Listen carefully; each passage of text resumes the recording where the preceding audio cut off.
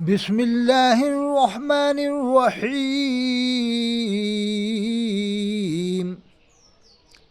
آج ایک میں فکریہ دے رہا ہوں کہ اس زمانے میں لوگوں نے کیا ماحول بنا رکھا ہے۔ ایک طرف تو ہلچل مچی ہے سنبل جامع مسجد، بدایوں کی جامع مسجد اور امام الہند حضرت شیخ محی الدین چشتی اجمیری رحمۃ اللہ علیہ کی درگاہ کے بارے میں جو کچھ لوگوں نے بد زبانیاں کیا ہیں، اس پر پورے ہندوستان میں ہلچل ہے۔ مگر جو مسلمانوں میں ہی ایسے ملے ہیں جو بات بات میں مسلمانوں کو اسلام سے خارج قرار دیتے ہیں، ان لوگوں نے ایک نیا طریقہ اپنایا ہے دین اسلام سے ہٹ کر، قرآن سے اور حدیث سے ہٹ کر۔ وہ طریقہ یہ ہے کہ جو اعلیٰ حضرت کو مانے گا تو مسلمان ہے، نہیں تو کافر ہے۔ استغفر اللہ۔ اب آپ کہو گے اس کی تازہ مثال امام حرم کو مسلمان نہیں مانتے۔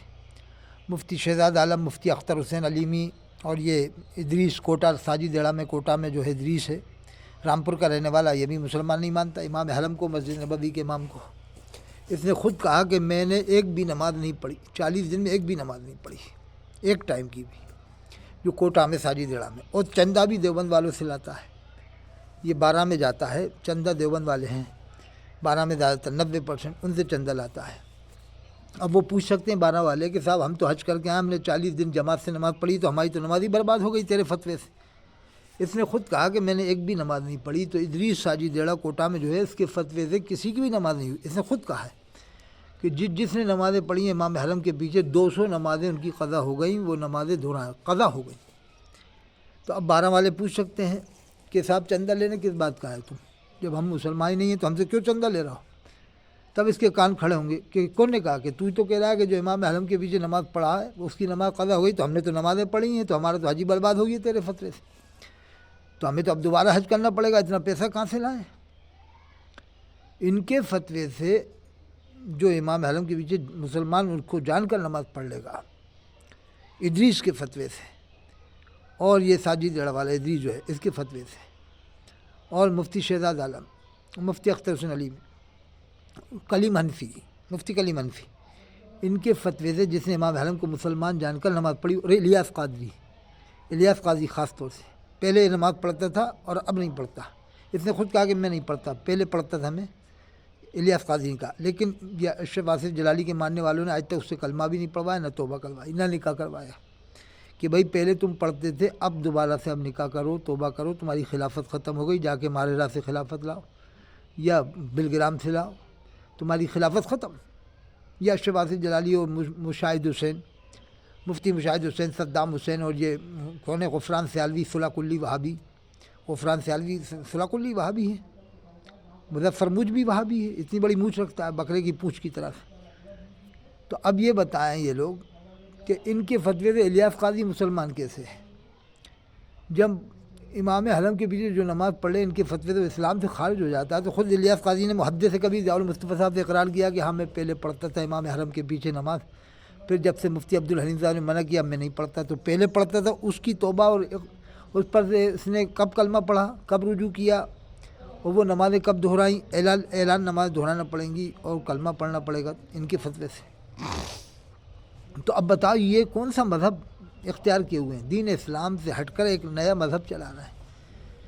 کیونکہ فاضل بریلوی صاحب نے کہا تھا کہ شریعت پر حتی الامکان عمل کرو، جتنا ہو سکے کوشش بر، یہ الملفوظ کے آخر میں ہے، اور میرے دین و مذہب پر مضبوطی سے قائم رہو، میرے دین و مذہب پر مضبوطی سے قائم رہنا ہر فرض سے ہم فرض ہے جو میری کتابوں سے ظاہر ہے، اولیاء اللہ کی کتابوں میں نہیں، جو ان کی کتابوں میں وہی دین ہے، وہی ایمان ہے، وہی ان کا مذہب ہے، اور اسی پر مضبوطی سے قائم رہنا۔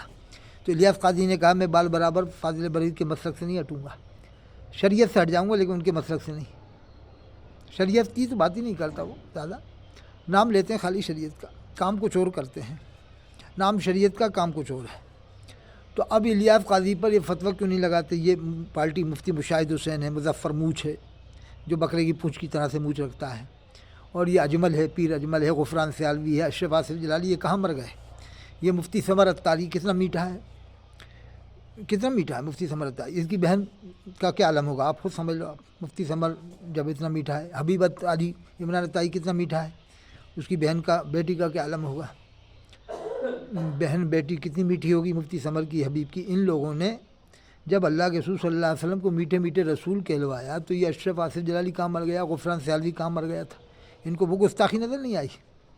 اور دنیا کے سب سے بڑے مفتی، امام المفتیین، امام العلماء، امام اہل سنت، تاجدار اہل سنت، ثانی امام اعظم ابو حنیفہ رحمۃ اللہ علیہ کہو یا ان کو اس دور کا بہت بڑا امام کہو، امام اہل سنت کہو اس زمانے میں، حضرت مولانا مفتی منیب الرحمن صاحب. چلو ثانی امام اعظم نہ مانو تو کچھ اور مان لو، ثانی امام محمد بھی نہیں مان رہا ہو، چلو ثانی امام اسماعیل نبھانی رحمۃ اللہ علیہ مان لو، ثانی علامہ شامی رحمۃ اللہ علیہ مان لو. خاتم الفقاہت حضرت علامہ شامی رحمۃ اللہ علیہ، ان کے اندر فقاہت مفتی منیب الرحمن صاحب نے. تو انہوں نے مسجد کا افتتاح کیا تو مندر کا تھوڑی کیا ہے، گرجا گھر کا تھوڑی کیا تھا، گرودوارے کا تھوڑی کیا تھا. یہ لوگ تو ایسے پیچھے پڑے ہیں جیسے کہ وہ کسی مندر میں چلے گئے ہوں یا گرجا گھر میں چلے گئے ہوں یا چرچ میں جا کے انہوں نے نماز پڑھی ہو. ایک مسجد کے بارے میں قرآن میں وَأَنَّ الْمَسَاجِدَ لِلَّهِ، مسجدیں اللہ کے لیے ہیں. قرآن میں مسجد کا کوئی مذہب نہیں ہوتا. بتایا غفران سیالوی کہ مسجد کا کوئی مذہب ہوتا ہے تو یہ امام حرم جو یہ حرم شریف کس نے بنایا؟ تمہارے باپ نے بنایا. حرم شریف سارا تعمیر انہی لوگوں نے کرایا جن کو تم مسلمان نہیں مانتے.